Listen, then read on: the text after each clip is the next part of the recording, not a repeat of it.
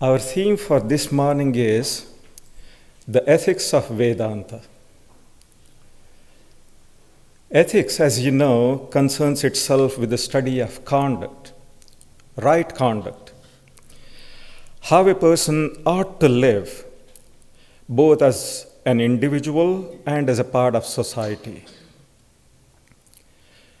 But ethics has a spiritual value as well. In Vedanta, ethics is derived from certain metaphysical and spiritual concepts found in the Upanishads. It forms the steel frame foundation of the spiritual life. And it is here that it differs from ordinary utilitarian ethics. The goal of utilitarian ethics is to secure the maximum utility for a society by eliminating friction and guaranteeing for its members a harmonious existence. On the other hand, Vedanta ethics is primarily concerned with self-discipline, leading to the ultimate liberation of the individual.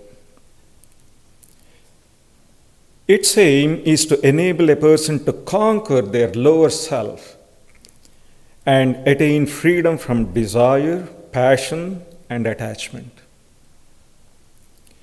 It prescribes disciplines for a spiritual life, disciplines that have to be observed strictly and scrupulously, consciously and unconsciously, as long as one lives.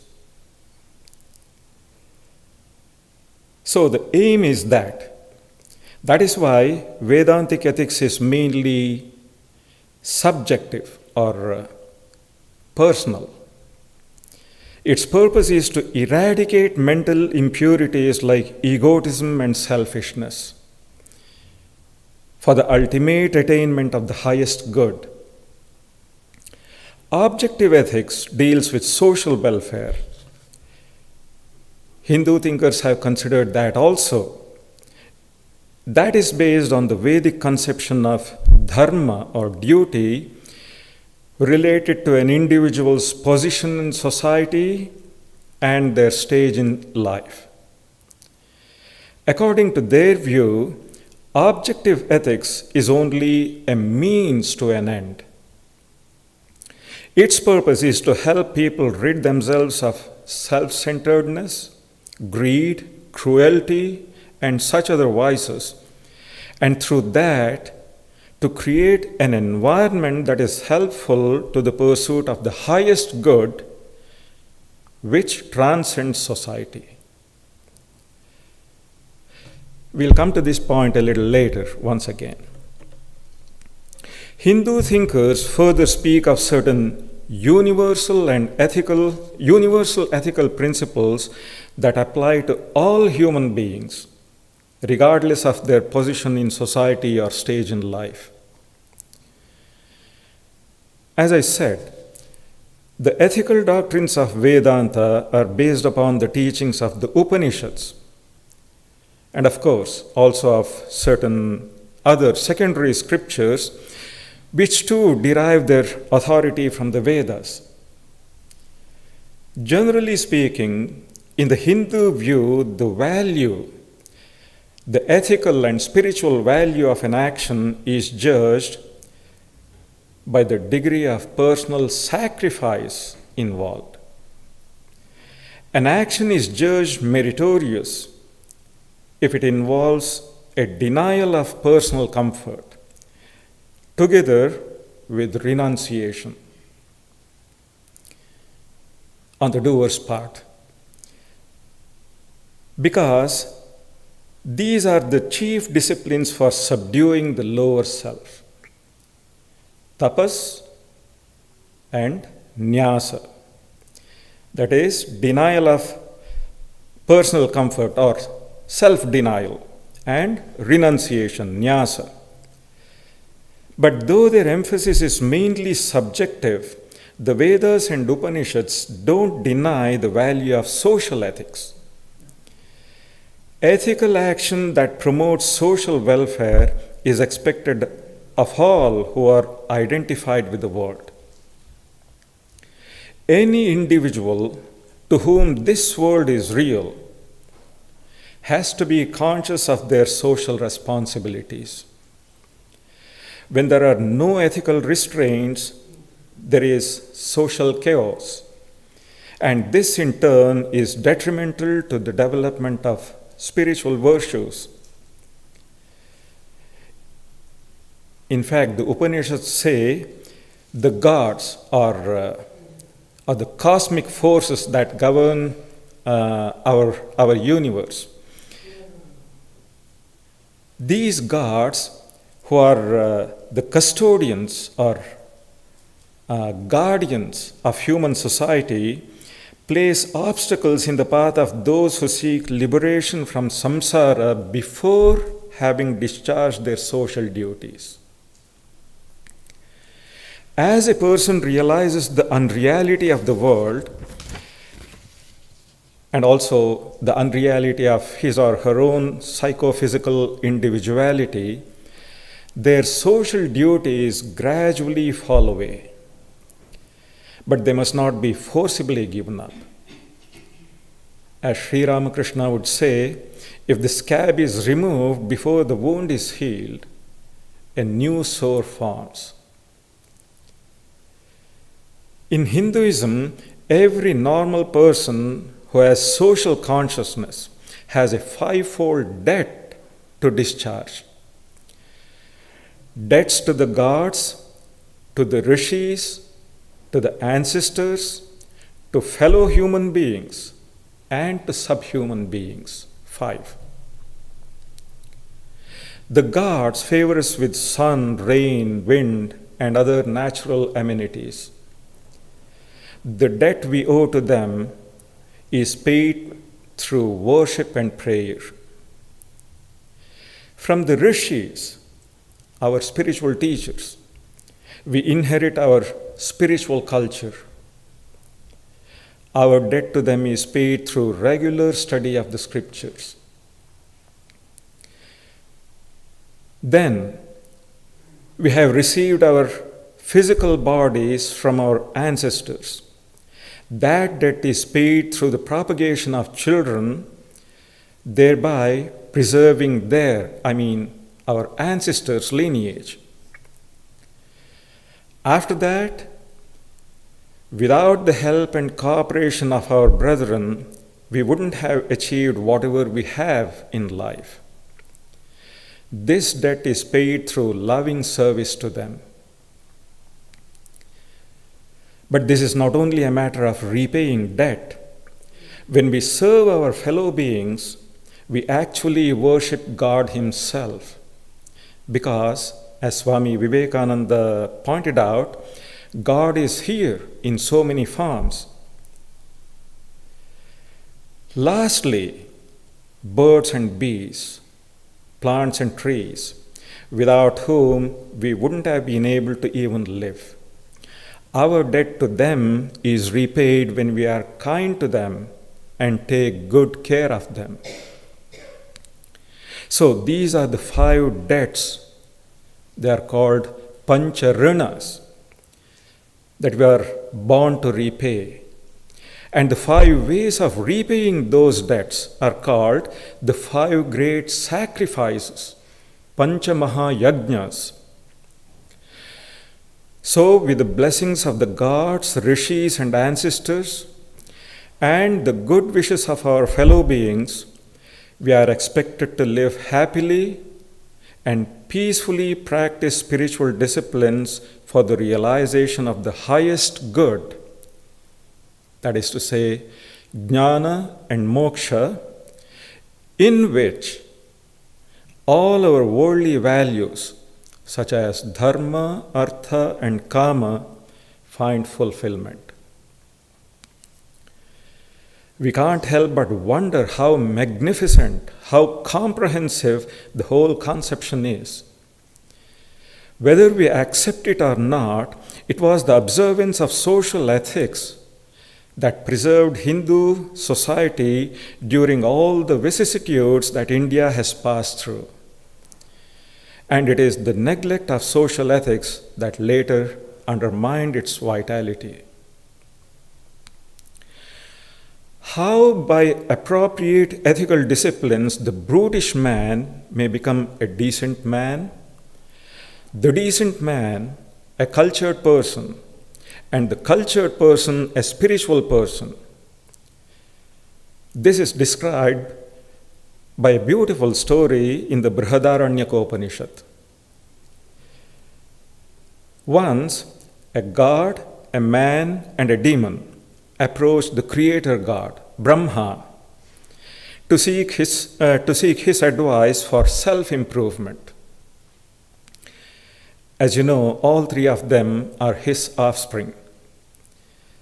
And Brahma gives them this advice in just a monosyllable. That is all he says. Let me not spend too much time on the story.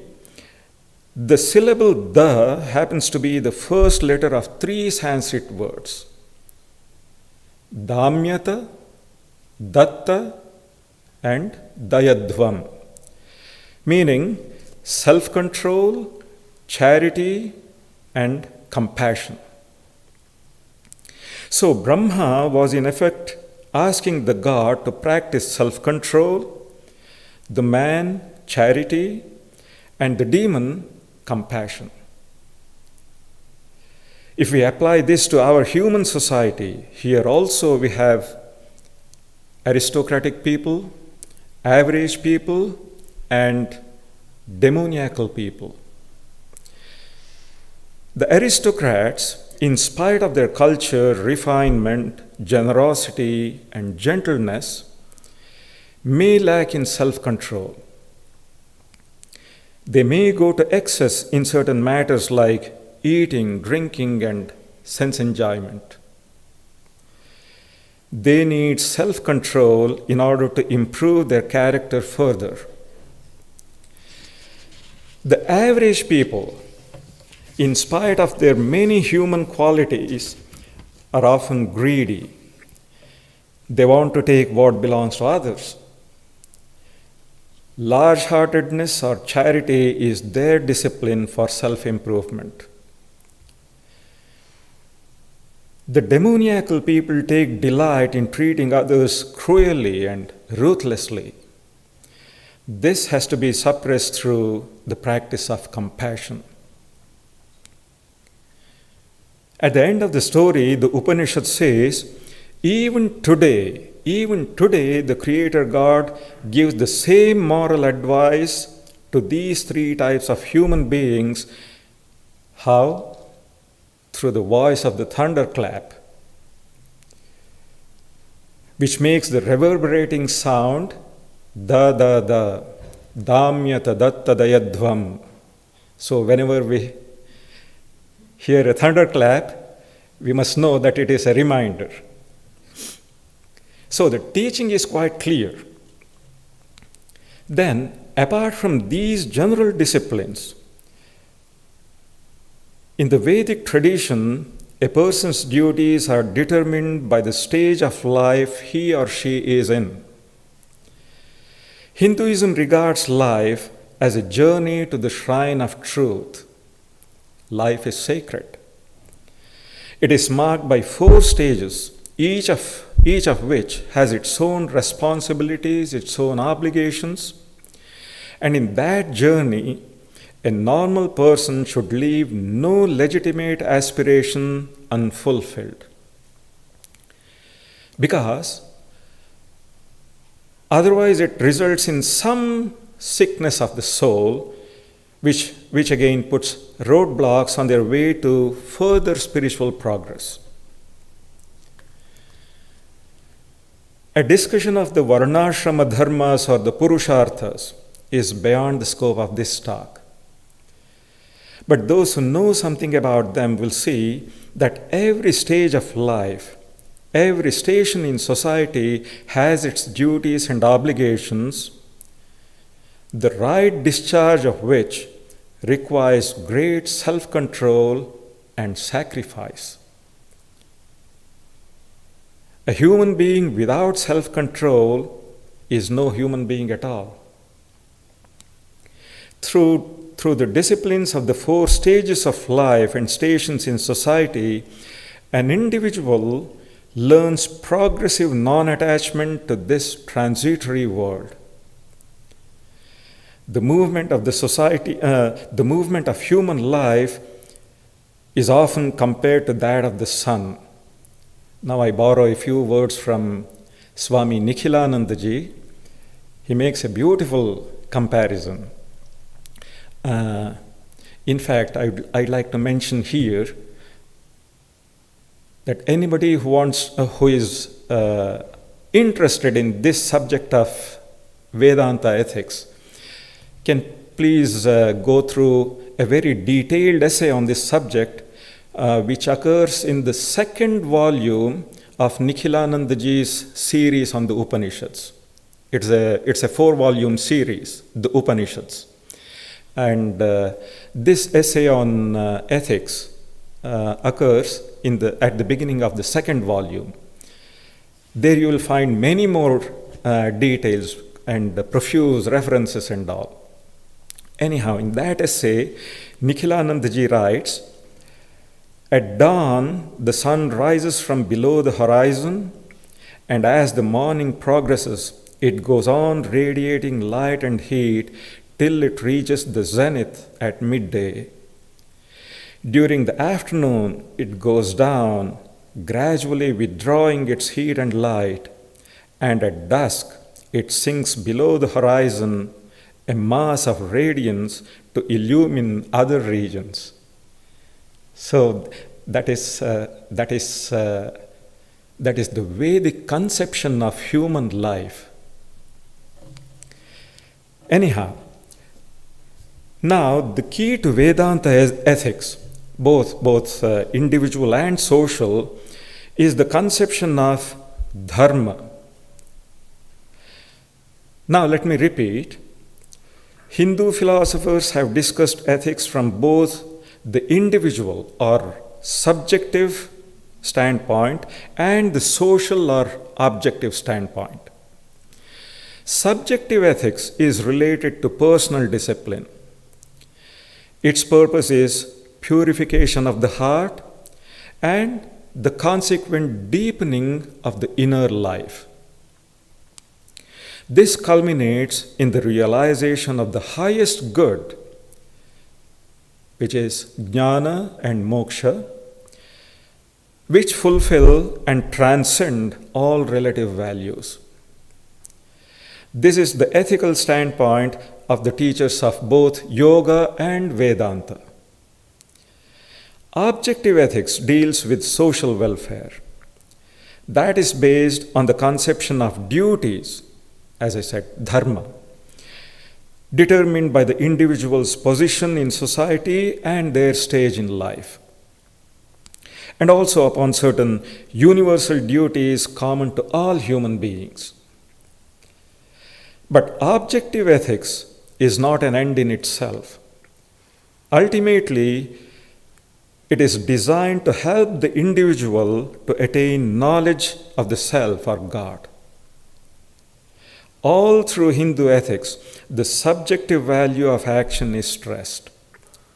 The reason for this emphasis is simple. It is individuals, after all, who constitute society. So if individual perfection is emphasized, social welfare will follow as a matter of course. Anyhow, I was saying the key to Vedanta ethics is the conception of Dharma. The full implications of the word Dharma can't be conveyed by English words like religion or righteousness or duty. The Sanskrit word is derived from a root which means to support. It signifies the law of inner growth by which a living being is supported in its present state of evolution and is shown the way to future development. I repeat, Dharma is the law of inner growth by which a living being is supported in its present state of evolution and is shown the way to future development. My dharma is not something that is imposed by society or even decided for me by a capricious God. My dharma is something with which I am born as a result of my own actions in previous lives. My dharma determines my proper attitude toward the outer world. It governs my mental and physical reactions in any given situation. It is my code of honor, in a manner of speaking. I am trusted by society to obey my rules and not cheat. That is my dharma. For this reason, Vedanta emphasizes the relative nature of dharma. It doesn't recognize any absolute good or absolute evil. All we can say is good is what is less evil, and evil is what is less good. We can't stipulate what is absolutely good for all people at all times. The attempt to do that and to judge all people by a single concept of dharma, or to impose upon all a single idea of righteousness, that has been the cause of much injustice to humanity. If we want to have a comprehensive definition of good and evil, as Swami Vivekananda pointed out, what helps us towards the realization of our true nature and the unity of all existence. These are beautiful words, how concisely Swamiji summarized it. What helps us towards the realization of our true nature and of the unity of all existence, that is good, and the reverse is evil. But we are faced with difficulties when we try to work out practical details. For example, a soldier unsheathes his sword to uphold law and justice, whereas the saint lays down his life for the same purpose. So ahimsa cannot have a universal application, at least at our present state of evolution. That is why the Bhagavad Gita says, a man must not give up his dharma, though imperfect. A man must not give up his dharma, though imperfect, because it is determined by his inborn nature. All actions have elements of imperfection in them. He should follow his own dharma and should not try to imitate the dharma of another, however perfect it may be. By performing the duties in a spirit of worship, without seeking any personal result, a man ultimately realizes God, in whom alone all duties and values of life find their fulfillment. These are the words of the Gita.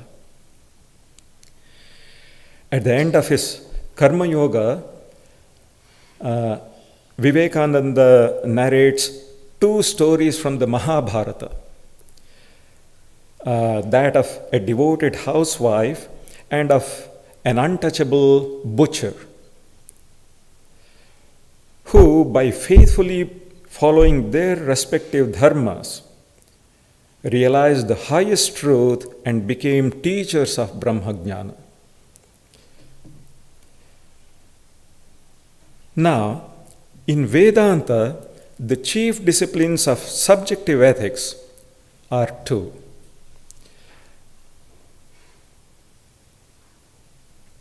austerity and self-control. Austerity, tapas, enables one to curb one's impulses for inordinate enjoyment and also for the acquisition of higher mental and spiritual powers. In the Upanishads, austerity often denotes intense thinking, the same sort of thinking which precedes any creative work, making one indifferent to one's personal comforts or discomforts. It was only much later that austerity degenerated into bodily torture of the kind practiced by fake yogis with a view to performing miracles for selfish purposes. This deprived the noble virtue of austerity of its original significance. Then comes self-control, sanyama, atma sanyama. One is tapas and the other is atma sanyama. The sense organs are ordinarily inclined toward material objects, which we employ mostly to enjoy the pleasant. So they should be controlled in order to create an inner calmness without which profound spiritual truths cannot be grasped. The two important elements emphasized in the practice of self-control are discernment and willpower, viveka and ichha shakti, willpower.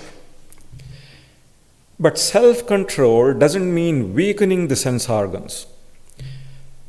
The spiritual aspirant should possess a healthy body and vigorous organs, a strong mind, and sound judgment. Our discernment should guide our senses to choose only those objects which are helpful to the realization of our ideal. If the body, mind, or any of our faculties are injured or weakened, we can't attain the goal. Just as the rider cannot reach his destination if his vehicle and its parts are not in the right condition. That is why both the Gita and Buddha taught the middle path, which makes the aspirant temperate in their food and recreation, temperate in their exertion in work, and temperate in sleeping and waking. So we see that ethics comprises rules of conduct, either for self-purification or for social welfare. And what is conduct guided by? By the will, which in turn can be pure or impure. The impure will leads to unrighteous conduct and produces evil, whereas the pure will leads to righteous conduct and is ultimately conducive to the highest good. With the help of ethical disciplines, we suppress unrighteousness and promote or stimulate righteousness. Righteousness or virtue and unrighteousness or vice. These two cover both personal and social duties. Broadly speaking, virtue may be defined as what promotes the welfare of others, and vice as what causes them pain and misery. That would be a simple definition of that. Now, coming to yoga. Yoga enumerates 5 important virtues. You've all heard about these 5 virtues n number of times. Ahimsa, Satya, Asteya, Brahmacharya, and Aparigraha. non-injury, ahimsa, truthfulness, satya, abstention from theft, asteya, chastity or the practice of continence, brahmacharya, and non-attachment to material objects, aparigraha. Non-injury is a basic, fundamental moral virtue. It implies positive goodwill and kindness towards all beings. One who practices ahimsa will naturally exercise self-restraint, and one will naturally practice self-sacrifice. They will refrain from greed and excessive desire, and also gain control over the feeling of hatred, which often impels one to acts of cruelty. Needless to say, non-injury also includes gentleness and abstention from harsh speech. It is because of all this that ahimsa is regarded as the supreme virtue. It is said to be the mother of all virtues. Next comes truthfulness, which is another sovereign quality. Truthfulness consists in the correspondence of thought and speech to the objective fact. The beautiful definitions we find in the scriptures. Correspondence of thought and speech to the objective fact. It demands that facts be described faithfully without any intentional deceit or exaggeration. This quality is so often absent in our so-called diplomatic or tactful speech. In spiritual life, half-truths and evasions are little better than lies. But then, truthfulness, in order to be a virtue, it must not unnecessarily hurt or injure others. The purpose of truthfulness is the good of others. When such a purpose is not served, then it is wise to remain silent. Even Holy Mother Sarada Devi said this. According to an old Sanskrit proverb, speak the truth, speak the pleasant, but never an unpleasant truth. It is all said so concisely. Speak the truth, speak the pleasant, but never an unpleasant truth. Yeah. Then we have asteya, or abstention from theft, which not only means that one should never appropriate another's property unlawfully.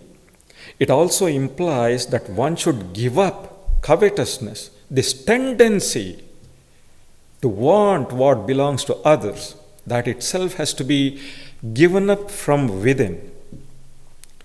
Every saint has condemned ownership and appropriation in every sense, because the very idea of ownership is opposed to morality.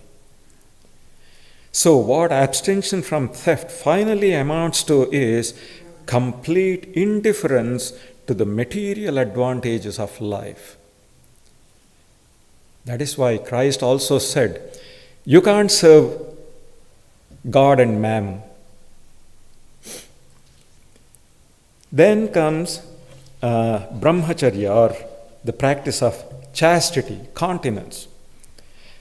This includes abstention from vulgarity in thought, speech, and action.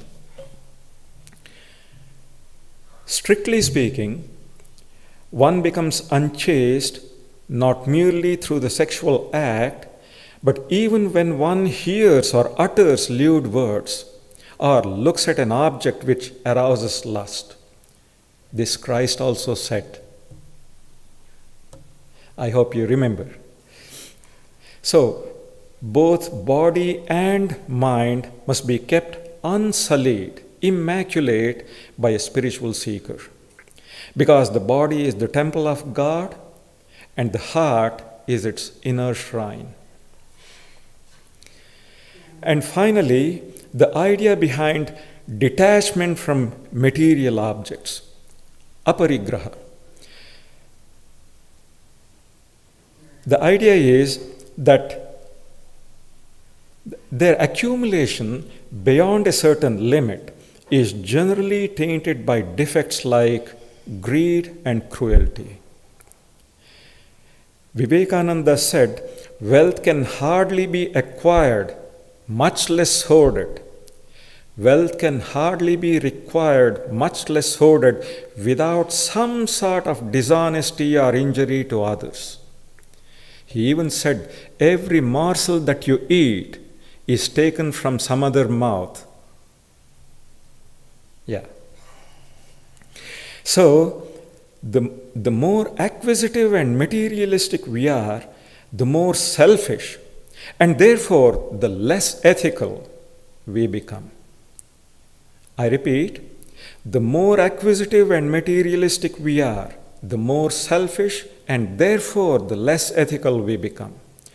And the less attached we are to material possessions, the more selfless, and therefore the more ethical we become.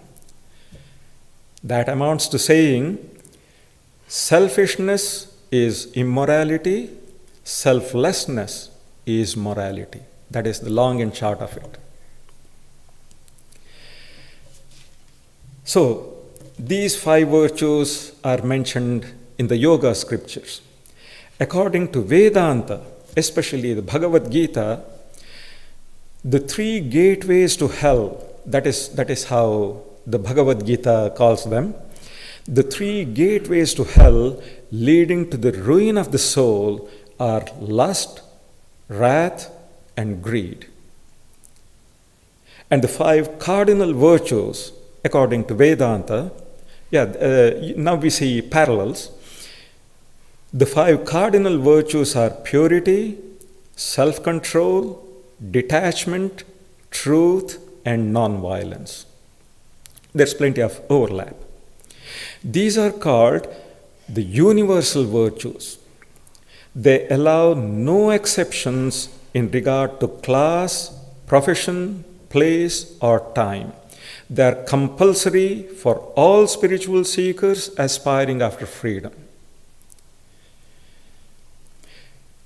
Here we see how different the morality of Vedanta is from the ordinary morality practiced in society by an average person. An average person follows different moral standards. One for dealing with human beings, a second for animals, a third for relatives, a fourth for strangers, and so on. But Vedanta, in order to avoid conflicts between the relative and the universal moral codes, Vedanta lays down only the highest moral standard, because all human beings are expected to strive after self-realization and moksha, liberation.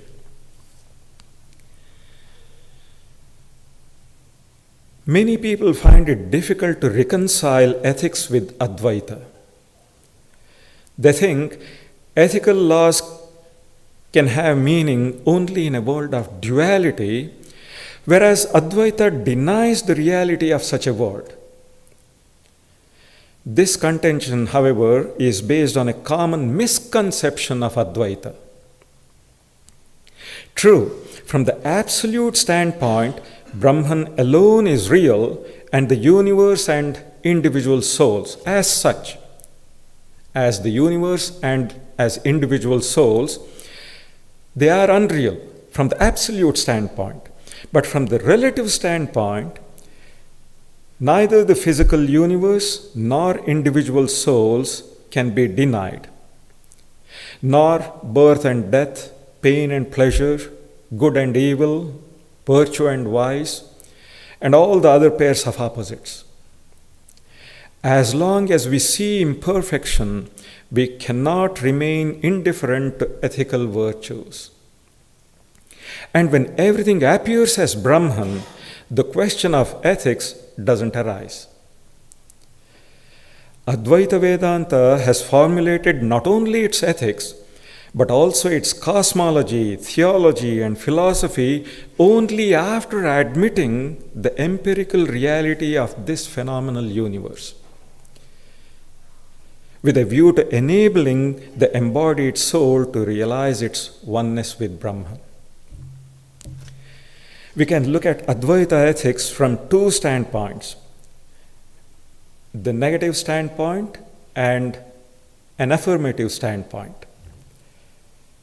Let us consider the negative aspect first. Under the spell of ignorance, there appears an individual soul who regards the world of diversity as real. First, it forgets the non-dual nature of the soul and then entertains the wrong belief that it is separate from other souls. It sees a physical and social environment to which it reacts in diverse ways.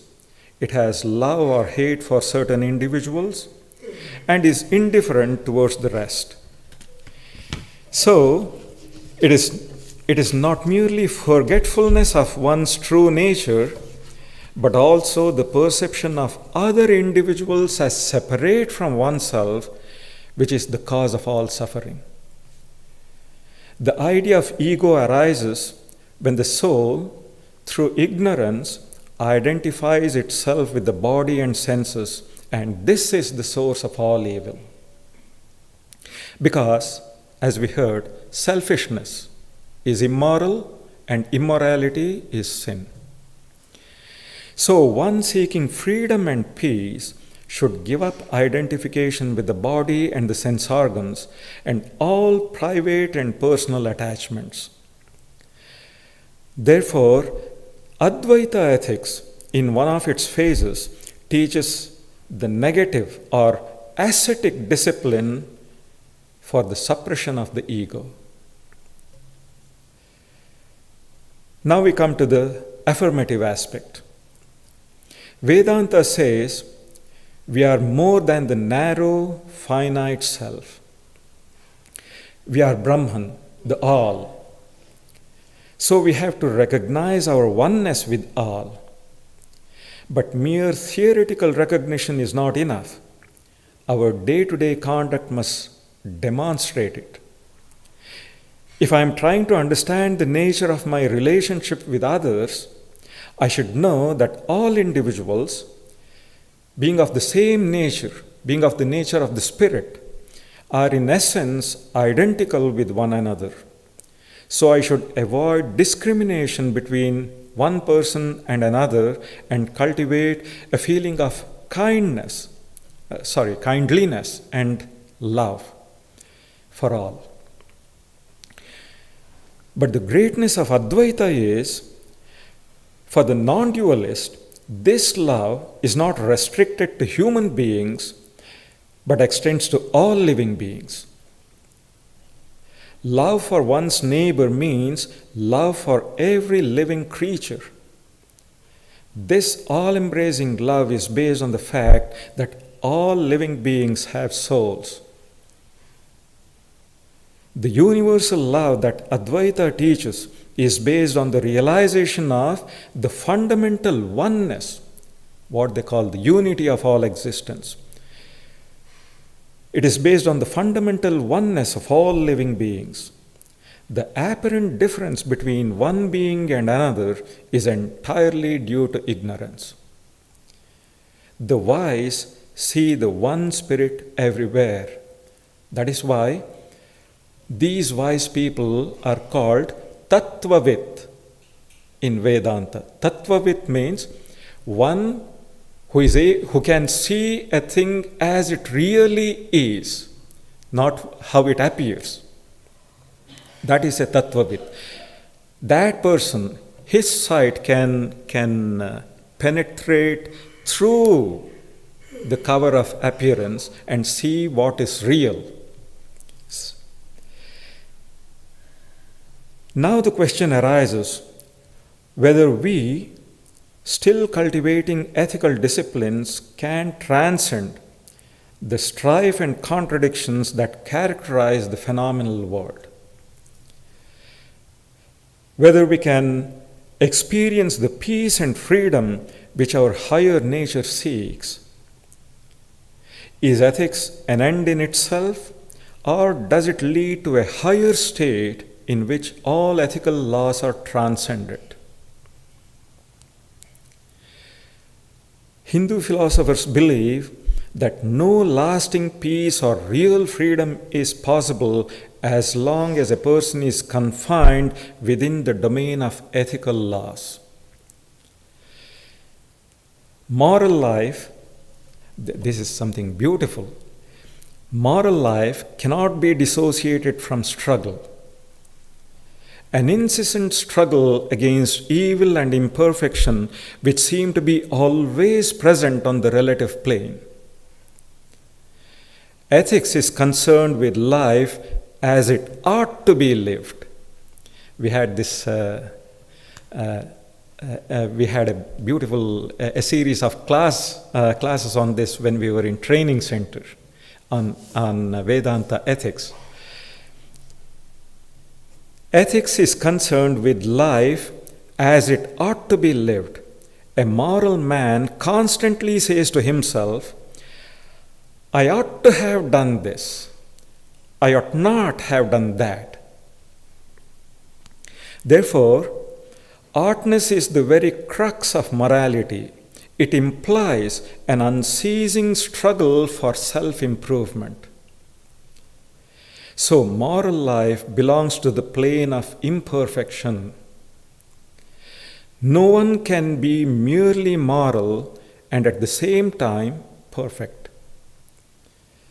Because oughtness and imperfection, the feeling, I should have done this, presupposes that I am imperfect. Where there is no imperfection, there is no art. The art itself presupposes imperfection. So Nikhilanandaji writes, the struggle against evil cannot be won at the moral level. And he brings in this incident of the fallen woman. Morality cannot redeem the sinner. Morality cannot redeem the sinner. You know the Bible story of a woman who was caught in adultery. She was condemned by the judges according to the moral laws of the time. But could they redeem her? No. Why? Because they were themselves still struggling against evil. How could they enable the woman to rid herself of her sin? The redemption came from a spiritual person who had transcended moral laws, who was the very embodiment of innocence and guilelessness. So, one is only redeemed through love and grace, which belong to the realm of the spirit. That is why Vivekananda said, dirt cannot be washed away by water that is less dirty, but only by water that has no trace of dirt in it. So, to return to the question of whether ethics is an end in itself, or whether it leads to a higher state where all ethical laws are transcended, Vedanta suggests the means of achieving spiritual freedom even while being involved in the discharge of duties. All duties, optional or obligatory, should be done according to moral laws. But the actions of the enlightened, because they are performed in a spirit of love and non-attachment, cannot bind them. The secret of freedom is non-attachment.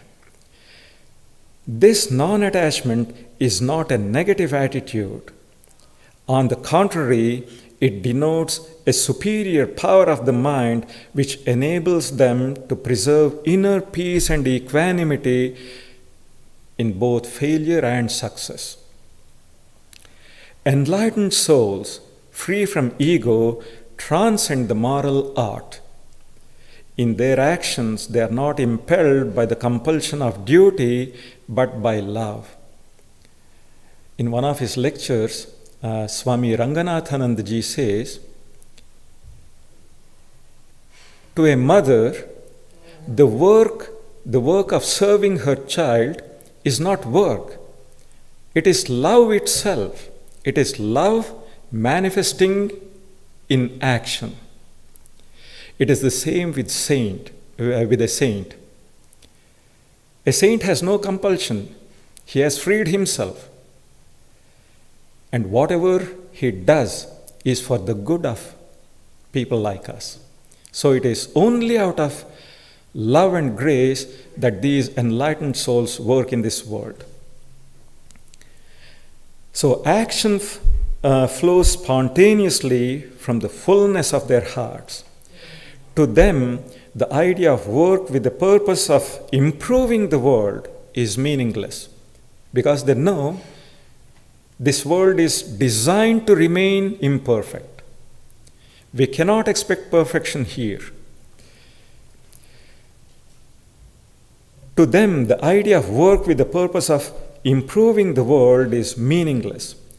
Devotees of God see the world as God's world, His playground, and regard themselves as His playmates.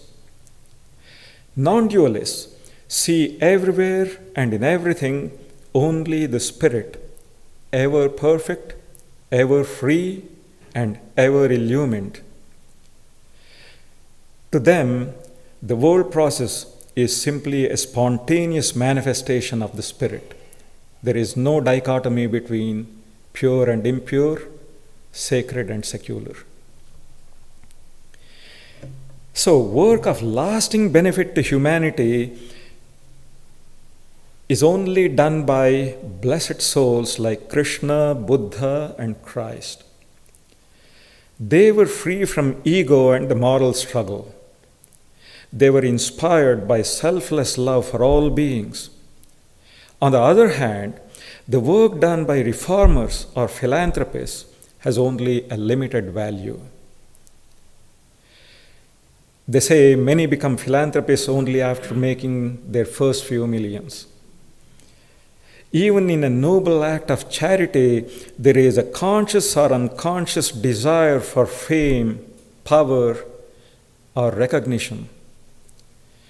Too often, a philanthropist is trying to soothe a guilty conscience or just seeking to escape the boredom of life.